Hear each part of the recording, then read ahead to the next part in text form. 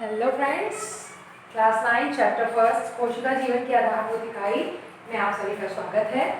हमने पढ़ा था प्रोटोप्लाज्म के बारे में, यानी कि जीव द्रव्य के बारे में, जीव द्रव्य की गति के बारे में, जो कि 4 प्रकार की होती हैं: साइक्लोसिस, सर्कुलेशन, सीलिया मूवमेंट और अमीबॉयड मूवमेंट। अब हम पढ़ते हैं जीव द्रव्य के अंतर्गत 2 कोशिकांग पाए जाते हैं जिनका नाम है कोशा द्रव्य और केंद्रक।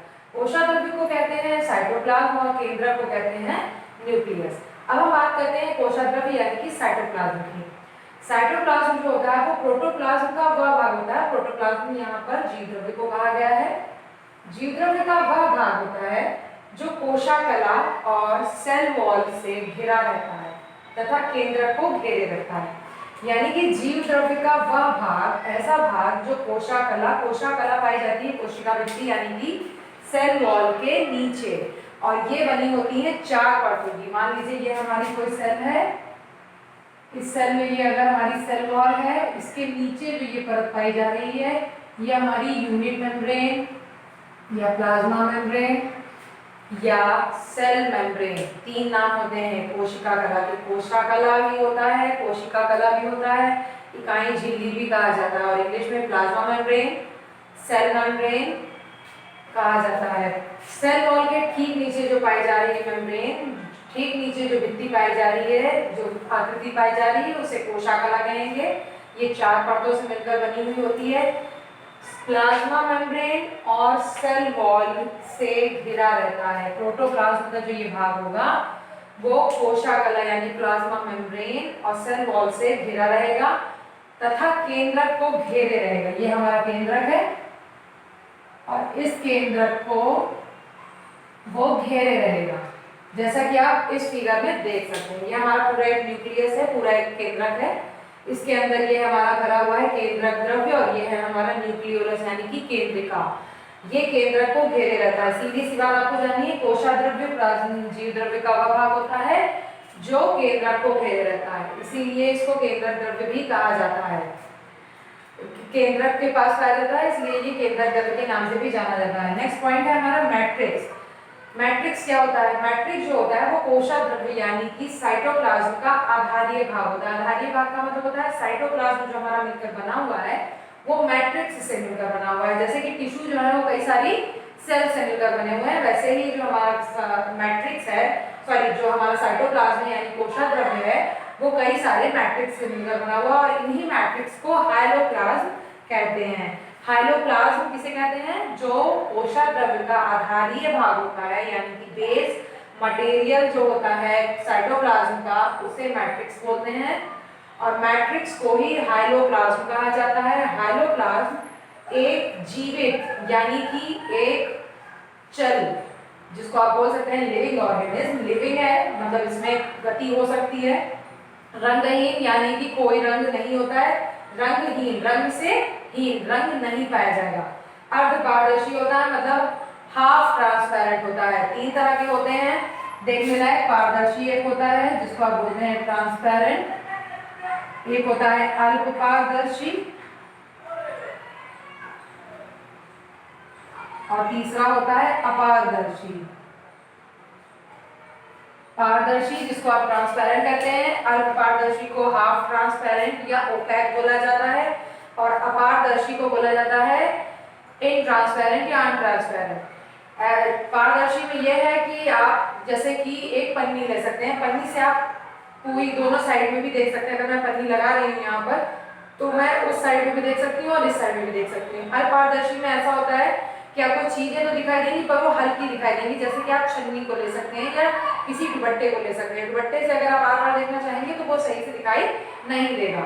अपारदर्शी का मतलब वो होता है जैसे कि आप मान लीजिए यहाँ पर आपने डस्टर रख लिया या मार्कर रख दिया आपने, तो ये आप इस जगह पे इसके पीछे आप नहीं देख सकते हैं। ये होते हैं 3 तरह के, और तो ये होते हैं अर्धपारदर्शी यानी कि अल्पपारदर्शी की ये श्रेणी में आते हैं। अल्पपारदर्शी मतलब हाफ, किसी भी चीज के द्वारा दिखाई देते हैं लेकिन ये क्लियरली नहीं दिखाई देते हैं, तो ये अर्धपारदर्शी होते हैं तथा कणिकामय होते हैं। कणिकामय का मतलब कणों की तरह होते हैं, तो स्मॉल छोटे छोटे होते हैं, छोटे पार्टिकल्स होते हैं बिल्कुल, तो इसलिए इन्हें बोला गया कणिकामय होते हैं। So let's remember one more time this point: matrix, जो कि कोशा द्रव्य का आधारी भाग यानी कि बेस मटेरियल होता है। कोशा द्रव्य को जो बना होगा वो मैट्रिक्स से मिलकर बना होगा और इस मैट्रिक्स को बोलेंगे हम हाइलोप्लाज्म। ये मैंने इंग्लिश में लिखा, ये हिंदी में भी लिखा हुआ है। हाइलोप्लाज्म जो होगा वो जीवित होगा यानी कि इसकी जो सेल होगी ये चल सकती है, रंगहीन, रंग इसका कोई नहीं होगा, बिल्कुल कलरलेस होगा। यू से इट ए व्हाइट जेली, जैसे कि आप व्हाइट रंग की बूंदी देखते हैं या साबुदानी को देख सकते हैं, वैसे ही बिल्कुल ये रंगहीन होगा।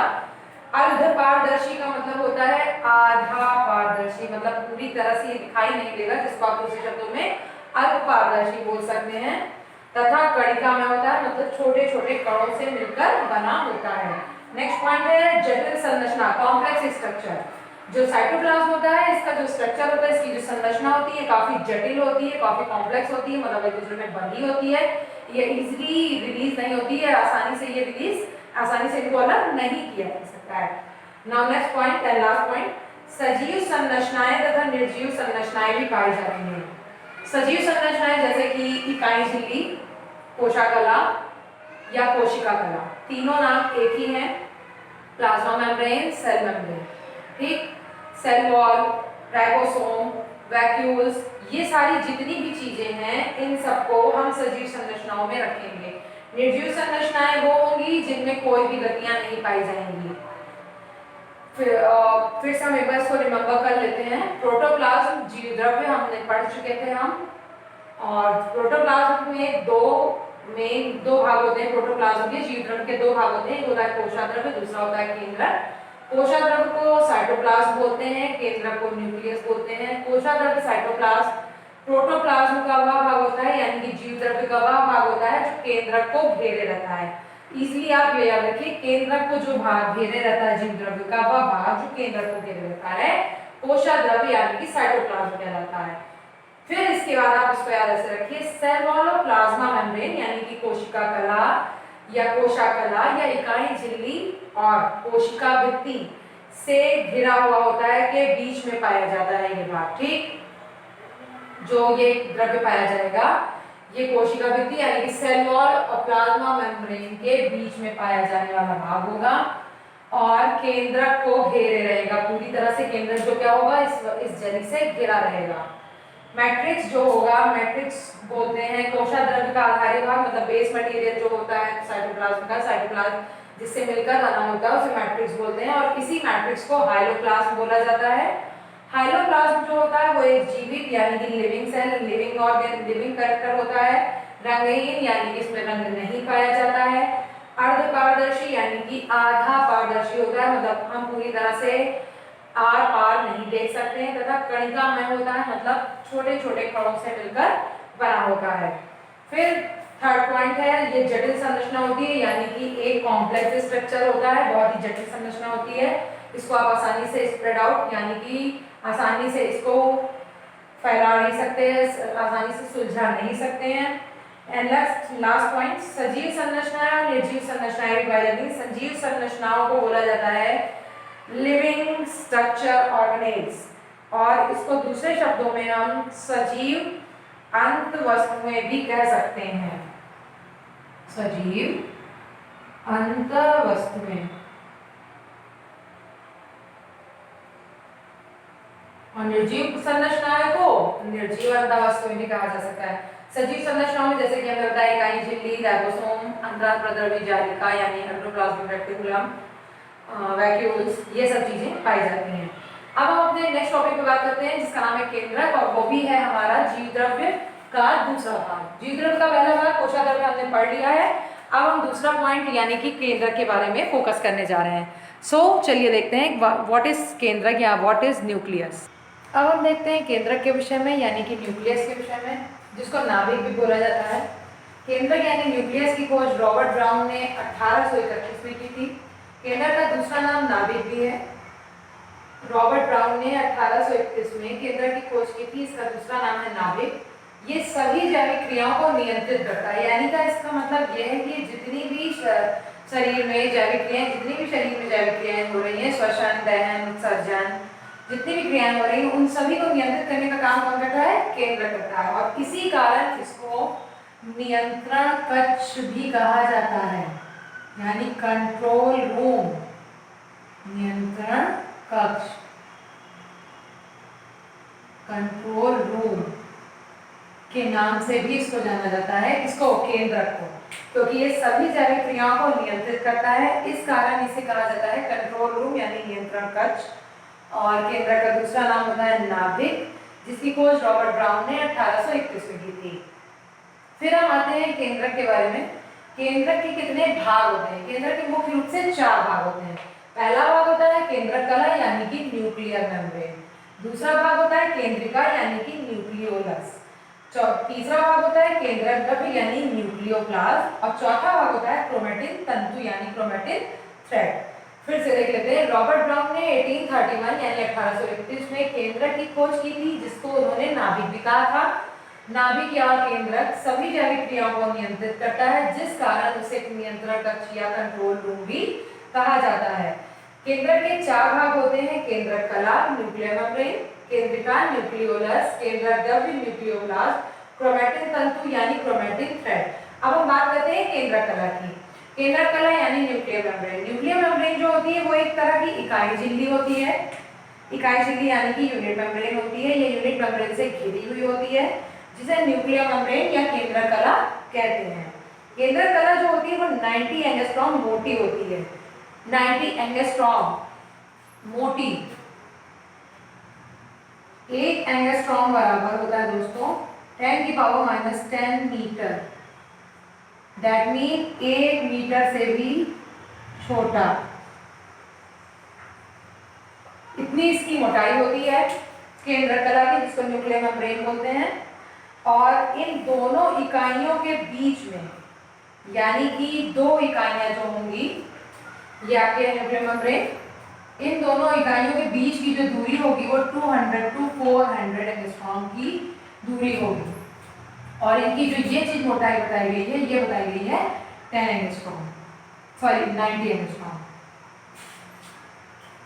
जो न्यूक्लियर मेम्ब्रेन की मोटाई होगी वो होगी 90 एंगस्ट्रॉम, यानी 1 एंगस्ट्रॉम इक्वल टू 10⁻⁻10 मीटर, यानी 1 मीटर से भी छोटा। और जो इनके बीच की जो दूरियां होंगी, ये जो दूरियां दिखाई दे रही हैं आपको, ये दूरियां जो होंगी ये होंगी आपकी 200 to 400 एंगस्ट्रॉम से दूरियां हो जो इनकी होंगी वो इतने एंगस्ट्रॉम की होगी। और ये एक तरह की इकाई झिल्ली से घिरी हुई होती है। हम एक बार इसको फिर से रिपीट कर देते हैं। केंद्रक कला यानी कि न्यूक्लियर मेम्ब्रेन जो होती है वो केंद्रक के चारों ओर या केंद्रक इसमें एक तरह की इकाई झिल्ली से घिरा हुआ होता है। ये जो आप सबसे बाहर की जो ये लेयर देख रहे हैं, ये हमारी न्यूक्लियर मेम्ब्रेन की लेयर है। इसके अंदर हमारा जो केंद्रक होगा वो इस न्यूक्लियर मेम्ब्रेन से क्या होगा, घिरा हुआ होगा। और इस न्यूक्लियर मेम्ब्रेन की जो मोटाई होगी, यानी कि ये इस चीज की जो हम बात कर रहे हैं, ये मोटाई जो होगी वो कितनी होगी, 90 एंगस्ट्रॉम होगी। और इनके बीच की जो दूरियां होंगी, यानी कि ये जो गैपिंग ये देख रहे हैं, एक के बाद एक थ्रेड की जो गैपिंग हो रही है, वो गैपिंग होगी 200 to 400 एंगस्ट्रॉम की। और इस दूरी को ही बोला जाता है परिकेंद्रीय दूरी, यानी पेरिक्लिनियल स्पेस, परिकेंद्रीय दूरी। ये दूरियां आपको दिखाई दे रही है 200 to 400 एंगस्ट्रॉम की, उन्हें हम बोलेंगे परिकेंद्रीय दूरी, यानी कि पेरीन्यूक्लियर स्पेस। परी मतलब पेरी, केंद्रीय मतलब न्यूक्लियस, न्यूक्लियर, और दूरी का स्पेस, पेरीन्यूक्लियर स्पेस, यानी कि 200 to 400 एंगस्ट्रॉम की जो दूरी दोनों न्यूक्लियर मेम्ब्रेन के बीच में देखी जा रही है उन्हें परिकेंद्रीय दूरी यानी पेरीन्यूक्लियर स्पेस बोला जाएगा। और ये दूरी जो होगी, इस दूरी में क्या होगा, राइबोसोम के कण पाए जाएंगे, यानी जो हमारे राइबोसोम है वो इन दूरियों के बीच में पाए जाएंगे।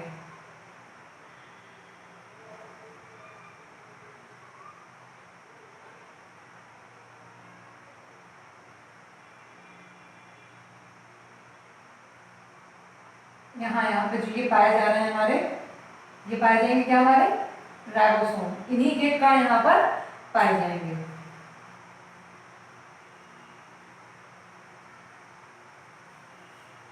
तो इतनी बात हो गई हमारी न्यूक्लियर मेम्ब्रेन की। फिर से हम एक बार रिवाइज कर देते हैं न्यूक्लियर मेम्ब्रेन को। अभी इसमें थोड़ा सा और पॉइंट है, लेकिन पहले इतना हम लोग फिर से एक बार रिवाइज कर लेते हैं। न्यूक्लियर मेम्ब्रेन यानी केंद्रक कला। न्यूक्लियर मेम्ब्रेन केंद्रक के चारों ओर की जो इकाई झिल्ली होती है उसे न्यूक्लियर मेम्ब्रेन यानी केंद्रक कला कहते हैं। केंद्रक कला की जो मोटाई होती है वो 90 एंगस्ट्रॉम यानी कि 1 एंगस्ट्रॉम इक्वल टू होता है 10⁻⁻10 मीटर, यानी 1 मीटर से भी छोटा। 90 एंगस्ट्रॉम की जो होगी वो हमारी मोटाई होगी, और जो हमारी दूरी होगी न्यूक्लियर मेम्ब्रेन के बीच में जो स्पेसेस पाए जा रहे हैं जिनको परिकेंद्रीय दूरी कहा गया है, एक स्पेस से एक थ्रेड से दूसरे थ्रेड के बीच में जो गैपिंग पाई जा रही है उसमें लगे होंगे राइबोसोम, और इन दूरी को कहा गया है परिकेंद्रीय दूरी। और ये जो दूरी होगी वो होगी हमारी 200 to 400 एंगस्ट्रॉम की दूरी होगी ये। इसके अंदर पाए जाएंगे हमारे राइबोसोम के कण। अब हम इसके बाद बात करते हैं न्यूक्लियर मेम्ब्रेन में आगे। न्यूक्लियर मेम्ब्रेन में जगह जगह से छोटे छोटे छिद्र होंगे। छिद्र का मतलब होता है छोटे छोटे छेद पाए जाएंगे, इस तरह का स्ट्रक्चर होगा। जैसे न्यूक्लियर मेम्ब्रेन है, यहाँ पे जो मैंने डॉट दिखाया है ये समझ लीजिए आप छोटे छोटे छिद्र हैं। ये जो छिद्र होंगे इनको बोला जाएगा न्यूक्लियर पोर।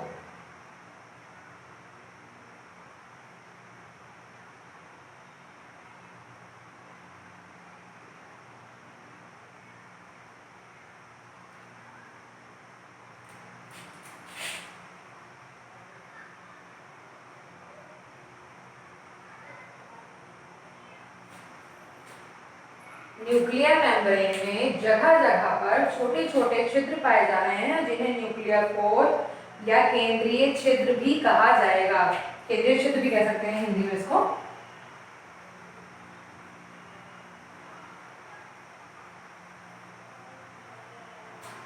न्यूक्लियर पोर या केंद्रीय छिद्र पाया जाएगा। न्यूक्लियर मेम्ब्रेन में जो जगह जगह छिद्र पाए जा रहे हैं केंद्रीय छिद्र या न्यूक्लियर पोर कहते हैं, और इनका काम क्या होता है? केंद्रक और कोशक द्रव्य के मध्य पदार्थों का आदान प्रदान करना। केंद्रक तो हमारा इसके अंदर होगा,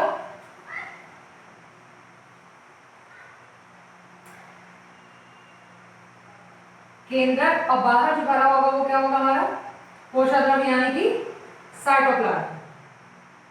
यह है हमारा साइटोप्लाज्म यानी कि कोशक द्रव्य, और ये है हमारा न्यूक्लियस यानी कि केंद्रक।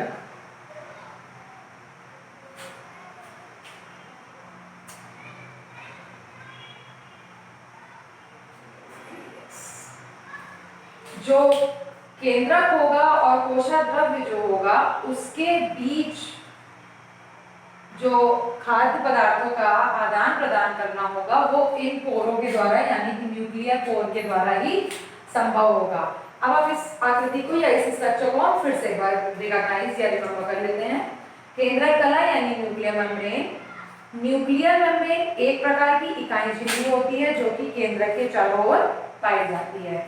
ये केंद्रक के चारों ओर पाई जाने वाली एक इकाई झिल्ली होती है जिसकी मोटाई जो होती है वो 90 एंगस्ट्रॉम होती है, यानी कि 90 एंगस्ट्रॉम इसकी मोटाई होगी, और इनके बीच की जो दूरी यानी कि गैपिंग में इनके बीच की देखी जा रही है वो देखी जाएगी 200 to 400 एंगस्ट्रॉम। और इन्हीं दूरी को बोला जाएगा परिकेंद्रीय दूरी यानी पेरीन्यूक्लियर स्पेस।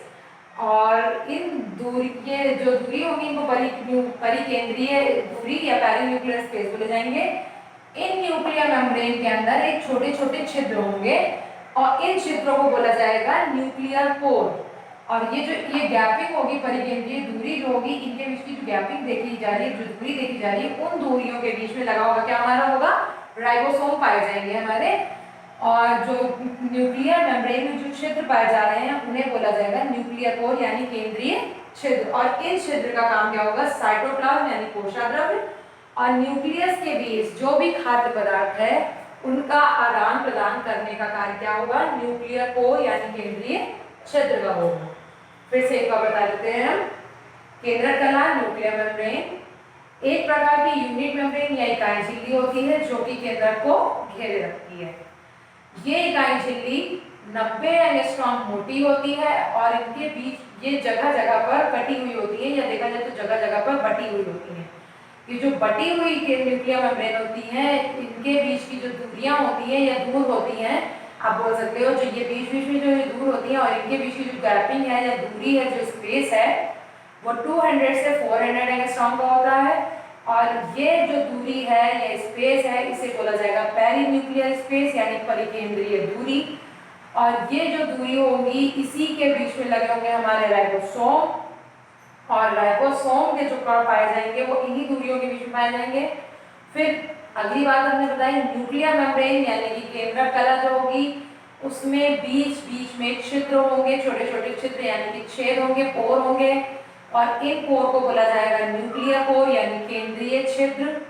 और ये छिद्र जो होंगे ये साइटोप्लाज्म यानी कोशाद्रव्य और न्यूक्लियस के बीच मध्य या बीच पदार्थों का, खाद्य पदार्थों का आदान प्रदान करेंगे।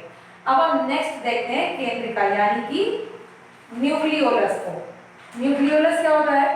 न्यूक्लियोलस जो होता है वो न्यूक्लियोप्लाज्म में पाया जाता है, जिसके लिए हमें किसको समझना पहले जरूरी है? न्यूक्लियोप्लाज्म को पहले समझना जरूरी है। न्यूक्लियोप्लाज्म को कैरियोप्लाज्म भी कहा जाता है।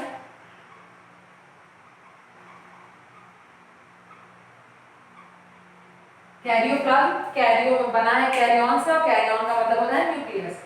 न्यूक्लियोप्लाज्म यानी केंद्रक द्रव्य या कैरियोप्लाज्म। जो न्यूक्लियोप्लाज्म होगा वो न्यूक्लियर मेम्ब्रेन से घिरा हुआ प्रोटीनेशियस फ्लूइड होता है।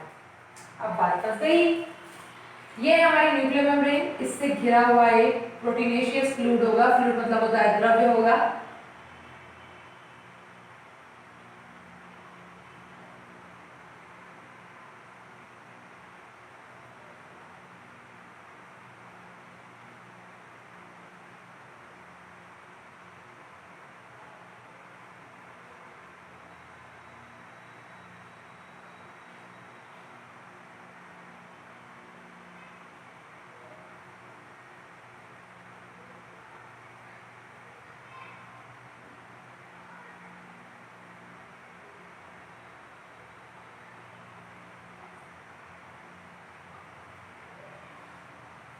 ये हमारा प्रोटीनेशियस फ्लूइड होगा, प्रोटीन से भरा हुआ, ये प्रोटीन रिच फ्लूइड होगा, प्रोटीन से भरा हुआ द्रव्य होगा।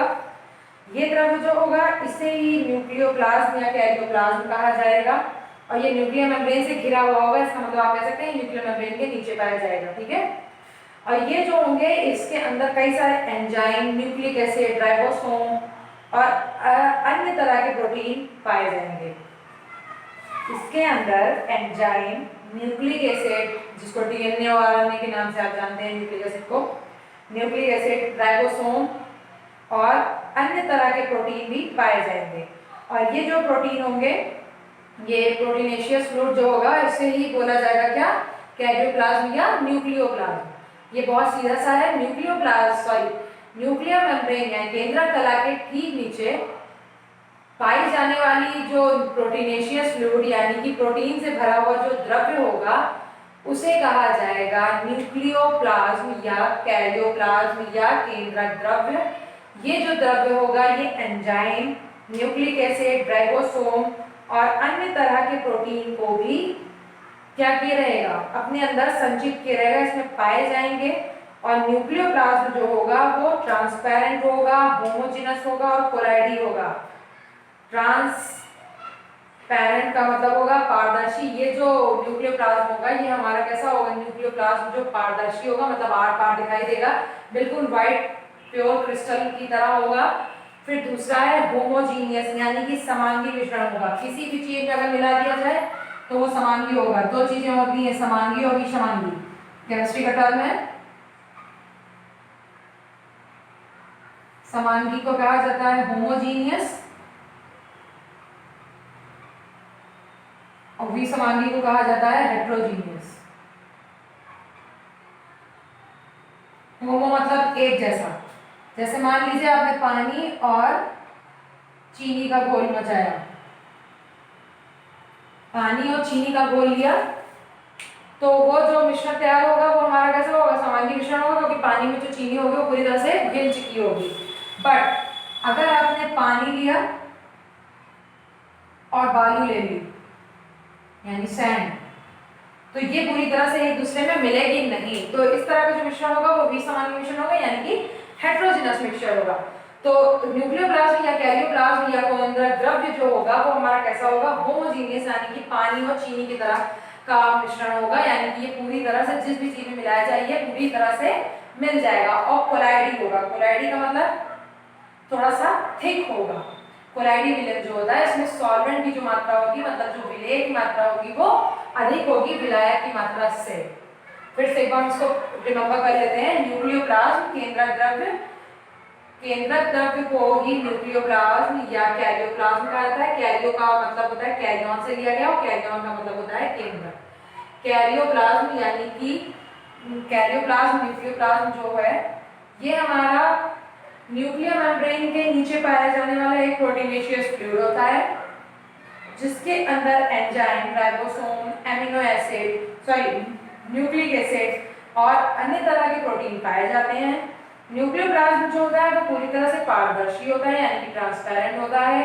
होमोजीनियस यानी कि समांगी मिश्रण होता है, और सबसे अच्छी बात कोलाइडल होता है। कोलाइडल मतलब कोलाइडी विलय होता है कि इसमें जो विलय की मात्रा है वो अधिक होगी और विलायक की मात्रा, मतलब हमारा जो मिक्सचर होगा वो एक तरह से गाढ़ा चाशनी के रूप में रहेगा। कोलाइडी विलय के बारे में पहले डिस्कस कर चुके हैं, सो ज्यादा डिस्कस करने की जरूरत नहीं है। अब हम अपने नेक्स्ट टॉपिक यानी सेकंड टॉपिक पे आते हैं। पहला हमारा टॉपिक ये था, दूसरा मैंने ये बताया, अब हम तीसरा टॉपिक बताते हैं। ये थोड़ा सा उल्टा हो गया है। केंद्रक द्रव्य के बाद आती है केंद्रिका यानी कि न्यूक्लियोलस। केंद्रिका जिसको आप केंद्र की छोटी बहन कह सकते हैं, if you don't mind. Nucleolus यानी केंद्रिका। केंद्रिका क्या होती है? न्यूक्लियोप्लाज्म में एक जो होती है जिसको आप कह सकते हैं बहुत ही गहन, बहुत ही सघन एक स्ट्रक्चर होता है, गोलाकार संरचनाएं पाई जाती है जिसे न्यूक्लियोलस कहते हैं। जिसको जैसे मान लीजिए न्यूक्लियस है, इसके अंदर एक बहुत ही गहन संरचना ये पाई जा रही है न्यूक्लियोप्लाज्म के अंदर।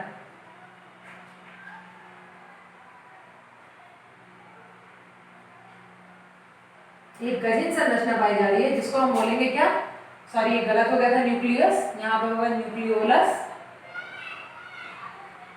एक गहन संरचना पाई जा रही है जिसको बोलेंगे न्यूक्लियोलस।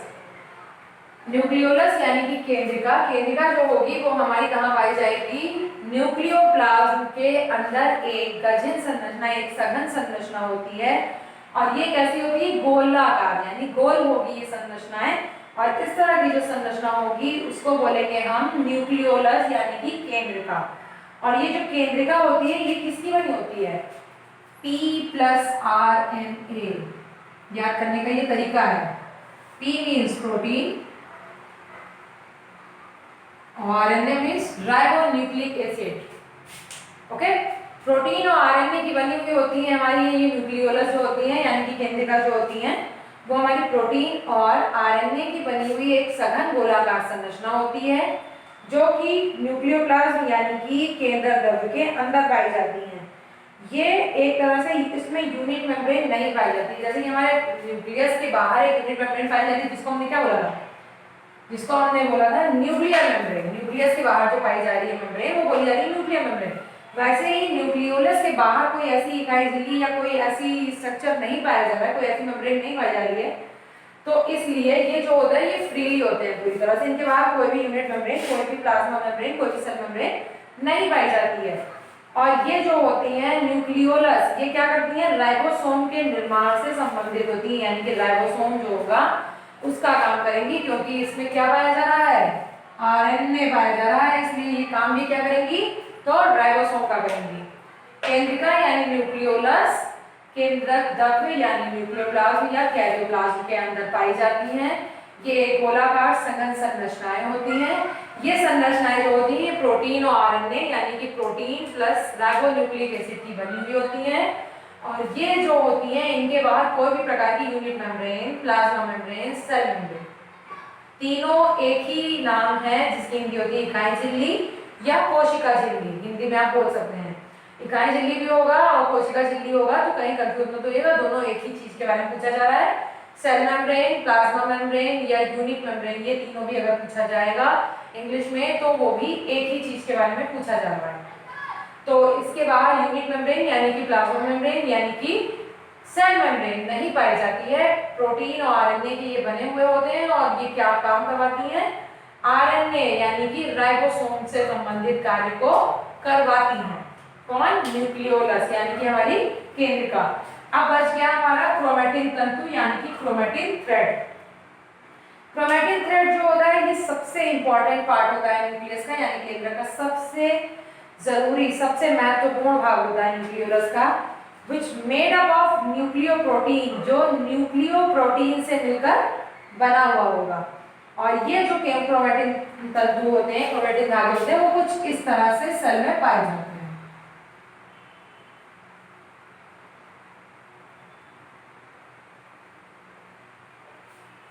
जो न्यूक्लियस होगा उसके अंदर ये पाया जाएगा। और सबसे इंपॉर्टेंट पार्ट होता है जो न्यूक्लियस का, सबसे महत्वपूर्ण भाग होता है केंद्र का, कौन? क्रोमैटिन थ्रेड, यानी कि क्रोमैटिन धागे। ये जो क्रोमैटिन धागे होते हैं ये बहुत इंपॉर्टेंट पार्ट होते हैं न्यूक्लियस का, और ये बने होते हैं न्यूक्लियोप्रोटीन से, जो कि केंद्रक द्रव्य में फैलकर एक जाल जैसी संरचना बना देते हैं। जैसे कि आप देख रहे हैं कि इस समय जो बनी हुई है, तो ये एक जाल जैसी, जाली जैसी संरचना बना रहे हैं। कौन बना रहे हैं? ये हमारे क्रोमैटिन तंतु यानी क्रोमैटिन थ्रेड बना रहे हैं, जो कि न्यूक्लियोप्रोटीन से बने हुए होते हैं। और ये एक जाल जैसी जो संरचनाएं बनाते हैं उनको बोलते हैं क्रोमैटिन जाल, यानी कि chromatin tag.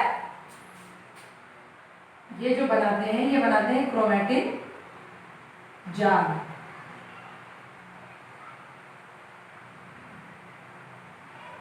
Chromatin net, net means जाल। ये एक जाल जैसे जो संरचना बनाते हैं, न्यूक्लियोप्रोटीन के बने हुए होते हैं तंतु यानी धागे। जैसे कि आप धागे देख सकते हैं, धागों को अगर आप उलझा के रख दे तो वो एक जाल जैसी संरचना बना देते हैं। जब धागे वाले उलझ जाते हैं तो वो एक जाल जैसी संरचना बना देते हैं। और उसी को ही आप यहाँ पे रिकॉग्नाइज कर लीजिए, यही मेरी रिमेंबर कर लीजिए, तो आप जान जाएंगे कि क्रोमैटिन जाल यानी कि क्रोमैटिन नेट के बने हुए होते हैं ये। और ये जो क्रोमैटिन नेट होते हैं, सॉरी, इनको क्रोमैटिन नेट बोलते हैं। और विभाजन के अंतराल के बाद हल्का रंग देने वाले जो होंगे वो होंगे यूक्रोमैटिन, और जो डार्क कलर देंगे वो होंगे हेट्रोक्रोमैटिन। अब ये बात में आपको ये समझना है कि विभाजन के अंतराल, यानी कि मान लीजिए जैसे कि हमने बताया है धागा, ये धागा है, इसको विभाजित किया आपने दो जगह से, ये दो जगह से ये विभाजित होगा, ठीक। ये जो दो जगह से विभाजित हुए, तो ये अगर ये जो विभाजित होने के बाद अगर ये डार्क कलर दे रहे हैं और ये लाइट कलर दे रहे हैं, अगर ये डार्क कलर दे रहे हैं तो इनको बोला जाएगा हेट्रोक्रोमैटिन। और अगर ये लाइट दे रहे हैं तो इनको बोला जाएगा यूक्रोमैटिन।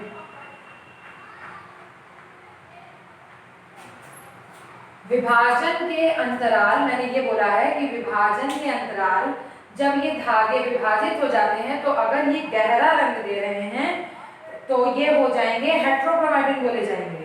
और अगर यही धागे हल्का रंग दे रहे हैं, हल्का स्टेन दे रहे हैं, तो बोले जाएंगे यूक्रोमैटिन। जो यूक्रोमैटिन होते हैं ये एक्टिव होते हैं, और जो हेट्रोक्रोमैटिन होते हैं वो निष्क्रिय होते हैं, यानी कि कोई भी कार्य नहीं कर सकते हैं सही से। फिर से देख लीजिए, जो ये थ्रेड होंगे विभाजन के अंतराल यानी विभाजन के बाद जब हम देखेंगे तो दो कलर के स्टेन देते हैं, डार्क और लाइट। स्टेन का मतलब होता है रंग देना, स्टेन होता है जो, तो वो रंग देता है। अगर डार्क स्टेन दे रहा है तो वो होगा हेट्रोक्रोमैटिन, जो कि निष्क्रिय होगा, जो कि काम को अच्छे तरह से नहीं कर सकेगा। बट लाइट स्टेन जो देगा वो होगा यूक्रोमैटिन, और वो होगा हमारा एक्टिव, यानी कि वो हमारा सक्रिय होगा, उस कार्य को करने में उसकी जो क्षमता होगी वो अधिक होगी। अब हम एक बार फिर से केंद्र के बारे में अच्छे से पढ़ लेते हैं। केंद्र की खोज रॉबर्ट ब्राउन ने 1831 में की थी, जिसको उन्होंने नाभिक भी कहा था। केंद्रक को नियंत्रण कक्ष यानी कंट्रोल रूम यहाँ कहा जाता है, या कंट्रोल यूनिट भी कहा जाता है। वो इसलिए क्योंकि ये जितनी भी जैविक क्रियाएं हैं, श्वसन, दहन, उत्सर्जन, जितनी भी जैविक क्रियाएं हैं उन सभी को क्या करता है, ये नियंत्रित करता है, इसलिए इसको नियंत्रण कक्ष यानी कंट्रोल रूम के नाम से जाना जाता है। केंद्रक जो होता है वो हमारा 4 पार्ट में डिवाइड होता है, यानी कि 4 भाग उसके होते हैं। सबसे पहला भाग है केंद्रक कला, दूसरा भाग है केंद्रक द्रव्य, तीसरा भाग है केंद्रिका और चौथा भाग है क्रोमैटिन तंतु। केंद्रक कला को न्यूक्लियर मेम्ब्रेन कहते हैं, केंद्रक द्रव्य को न्यूक्लियोप्लाज्म या कैरियोप्लाज्म दोनों कहते हैं, तीसरा भाग है केंद्रिका, इसको न्यूक्लियोलस कहते हैं, और चौथा भाग है क्रोमैटिन तंतु, जिसको क्रोमैटिन थ्रेड बोलते हैं।